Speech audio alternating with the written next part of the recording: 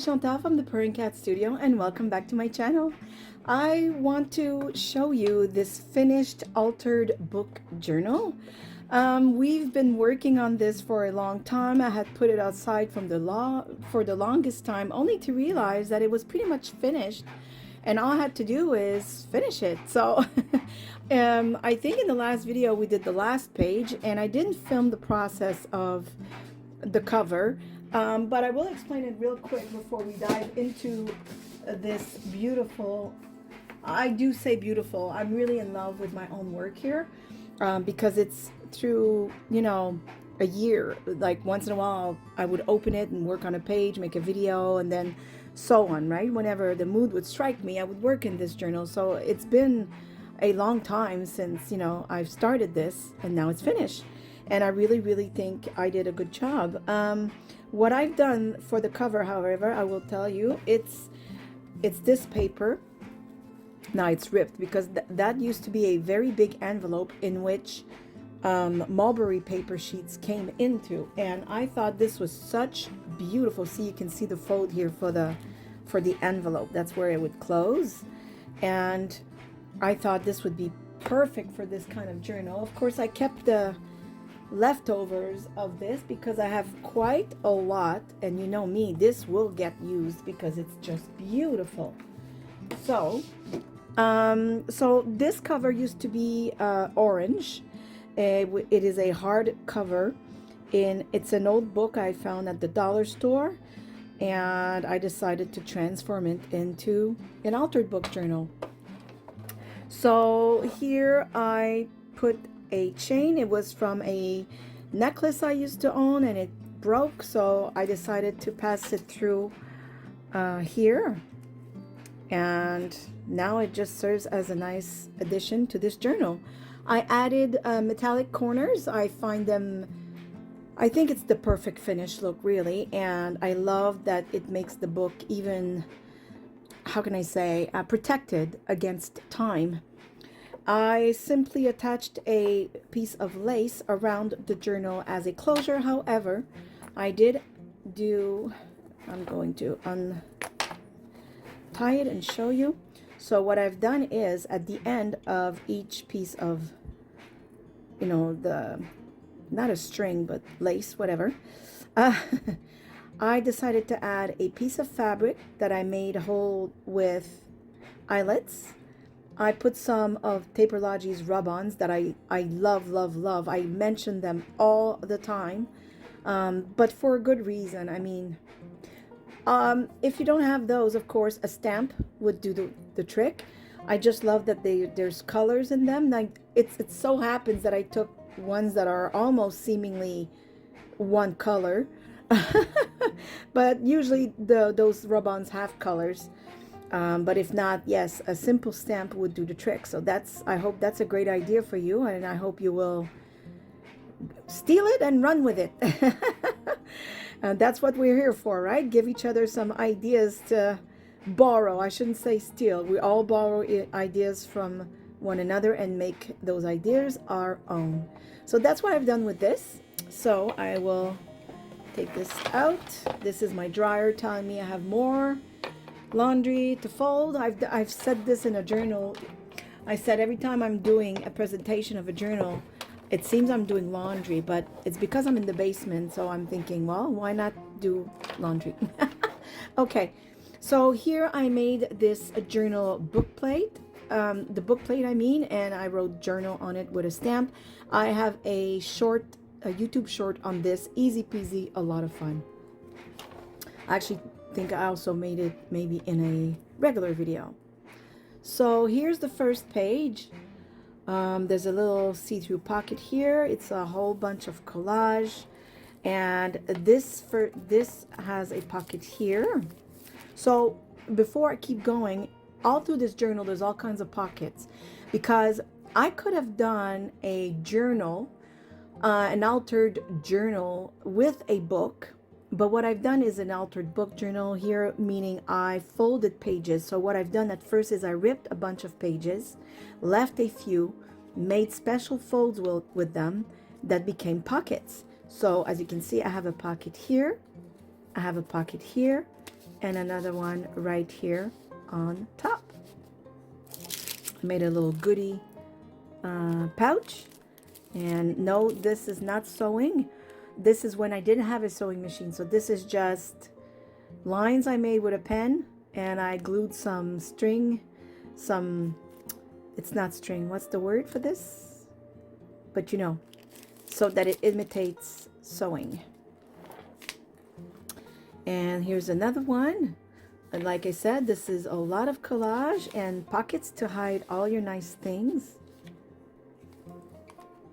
And this, instead of having a pocket, just has a little embellishment that serves as a holding spot for this. But this is all collage. This is a little pocket made with a tea bag. And of course, like I said, throughout the journal, you will see that there's pockets. So this is a pocket right here. I did put something there. Let me see. Yep, just a nice piece of journaling paper. And I have this right here. Also a nice pocket to add more journaling space and some journaling space in the back. And this is just a nice little window. I know there's a lot of reflection. There. Beautiful little window with dried flowers. You know how I love to do these. And this is like art journaling, really. And this I put some a wax seal, and I put the string with the pendant in it. So I think this is really a nice way to have this hold. And there we have 2 diagonal pockets. So of course I put some items in this journal, but you can add so much more. And little pockets like so, a double side pocket, if you will. And just beautiful collage with beautiful paper and some I'm losing my words today. I apologize in advance. I don't want to restart this video 3-4 times. It's just one of those days where the French girl cannot remember English words. I'm sorry about that. A nice faux postcard. I know I've made videos about that, maybe shorts, I'm not sure. So much fun. And another beautiful collage. This is so much fun. I hope you get inspired to make your own. And maybe I should start a new one. So another pocket here. I made this envelope with a window. And the closure is simply a waxed seal, and you glue it halfway. That way you can always close it and you don't have to rip the seal.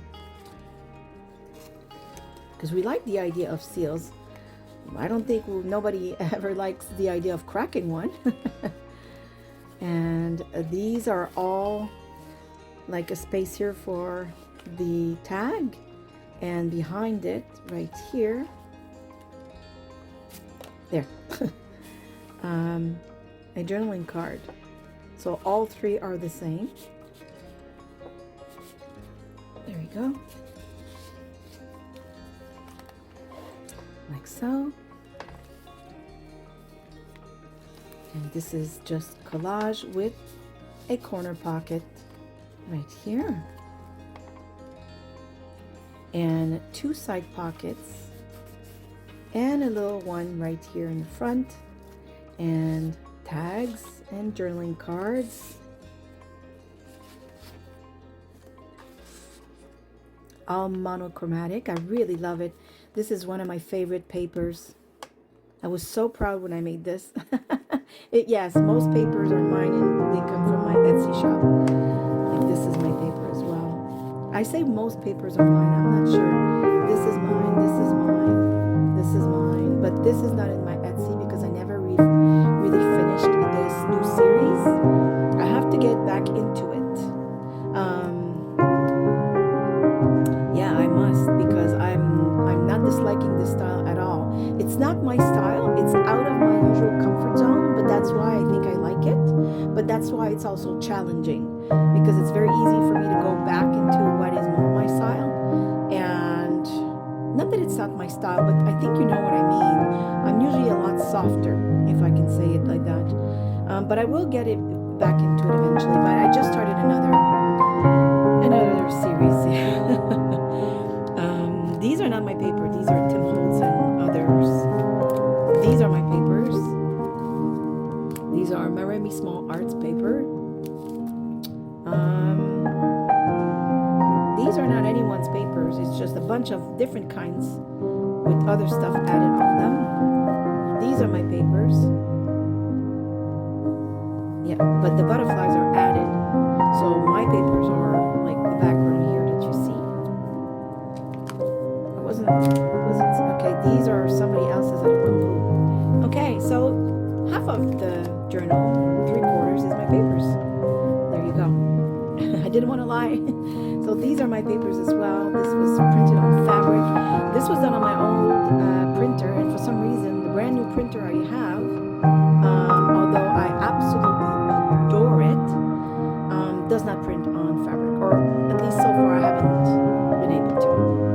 And so this is also, of course, a pocket, and this as well, and in the back there too, and of course another one right here.